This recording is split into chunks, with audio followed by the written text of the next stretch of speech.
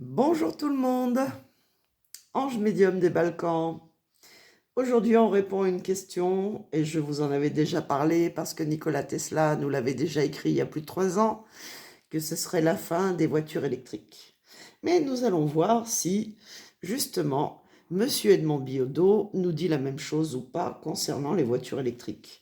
Est-ce que c'est la fin des voitures électriques? Alors, je ne vais pas dire cette année parce que ça serait trop juste. Mais on va dire, est-ce que la fin des voitures électriques arrivera avant 2030? Allez, est-ce que ce sera la fin des voitures électriques avant 2030?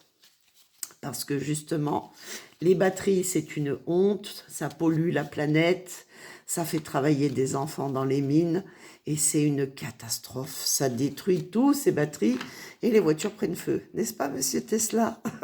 Monsieur Tesla nous avait écrit qu'il était hors de question que son nom, sans qu'on lui ait demandé, soit posé sur les voitures, sur les fusées qui détruisent aussi la planète. Et vous avez remarqué que toutes les fusées, même si c'est des catastrophes totales, les fusées Tesla, elles éclatent en plein décollage souvent, elles prennent feu et elles ne partent jamais. Et donc, cherchez l'erreur. Allez, c'est parti. Est-ce la fin des voitures électriques avant 2030 en France et en Europe? Et bien sûr partout ailleurs. Est-ce la fin des voitures électriques?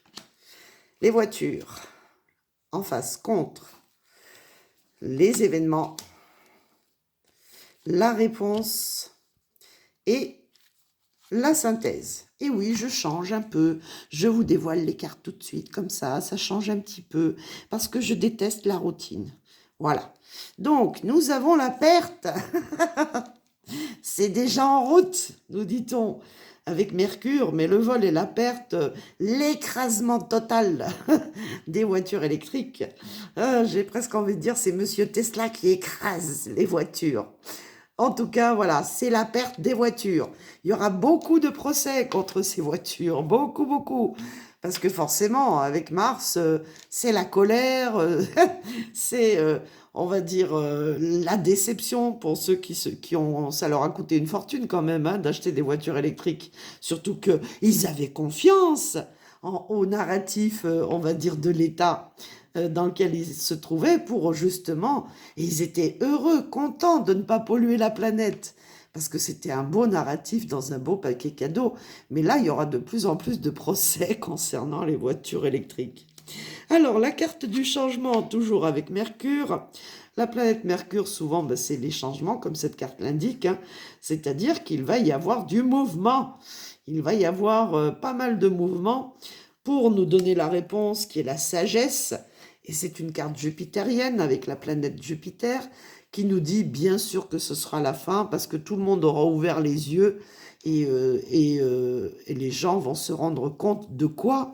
Eh bien que c'était carrément une catastrophe parce que ils ne pouvaient pas faire assez de kilomètres avec, dans la synthèse, avec la carte martienne. Ils étaient attachés et ils sont toujours attachés à leur crédit parce qu'ils l'ont acheté, ils l'ont payé plus cher que d'autres. Donc là, ils sont désappointés, ils sont dégoûtés et ils se disent, bon ben voilà, c'était une grosse et une grave erreur de nous être attachés à ce nouveau modèle de voiture. Donc oui, je persiste et je signe avec Monsieur Tesla et Monsieur Edmond Biodot que c'est la fin des voitures électriques. Voilà mes petits loups, bisous, à demain.